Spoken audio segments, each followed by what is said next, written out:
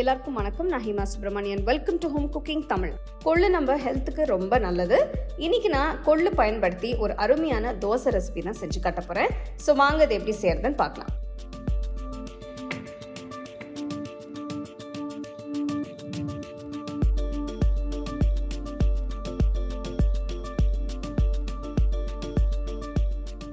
கொள்ளு தோசை மாவு பண்ணுறதுக்கு நான் இங்கே எல்லா இன்க்ரீடியன்ஸையும் ரெடியாக வச்சுருக்கேன்.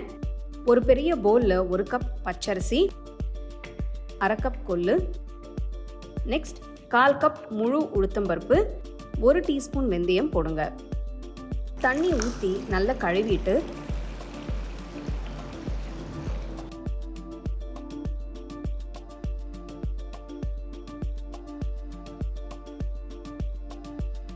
தேவையான அளவு தண்ணியை ஊற்றி 4 மணி நேரம் ஊற வைங்க.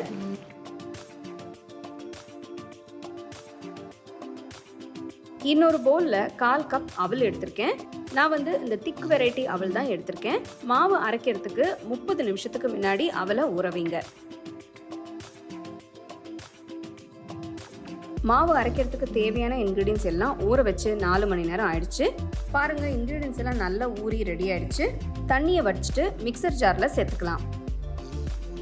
அவல் கூட பார்த்தீங்கன்னா தண்ணி எல்லாம் உறிஞ்சு சூப்பராக ஊறி ரெடி ஆயிடுச்சு. நம்ம இதை 2 பேட்சாக அரைச்சிக்கலாம். ஃபஸ்ட்டு பாதி மட்டும் சேர்த்துக்கலாம். உங்ககிட்ட டேபிள் டாப் கிரைண்டர் இருந்தால் நீங்கள் அதை ஃபுல்லாக போட்டு கூட அரைச்சிக்கலாம்.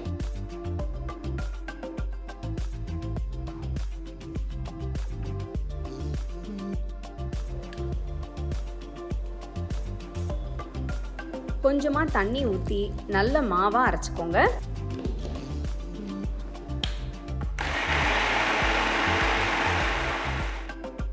மாவு நல்லா சாஃப்டாக இருக்கான்னு தொட்டு பாருங்க.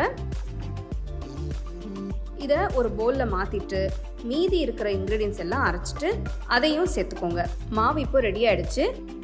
இதில் 1 டீஸ்பூன் உப்பு போட்டுட்டு 8 மணி நேரத்துக்கு இல்லைன்னா ஓவர் நைட் புளிக்க வைங்க.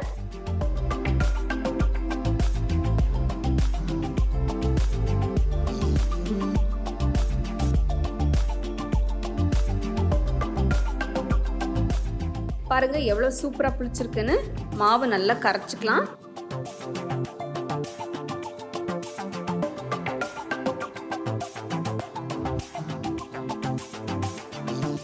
தோசை பண்ணுறதுக்கு மாவு இப்போ ரெடி ஆயிடுச்சு.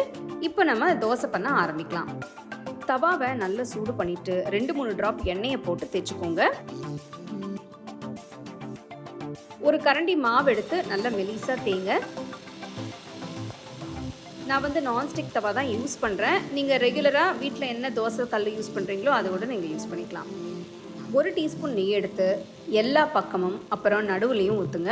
நெய்க்கு பதிலாக நீங்கள் எண்ணெய் கூட யூஸ் பண்ணிக்கலாம். ஆனால் நெய் ஊற்றும் போது டேஸ்ட்டும் ஃப்ளேவரும் ரொம்பவே நல்லாயிருக்கும்.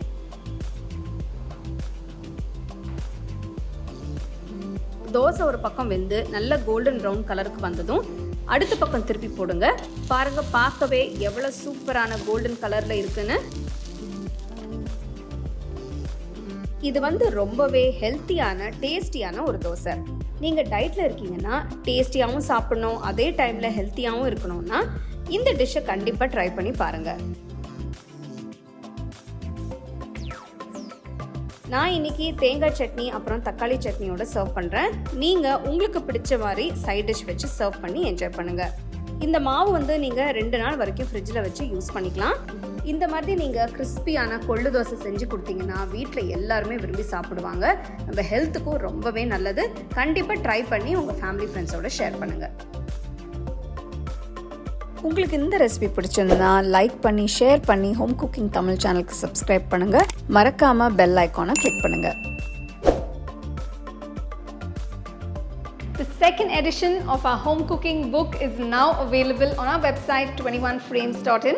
I'll give you the link in the description. You can go and check it out. The book is currently available only in India for now, so you can place your orders on 21frames.in.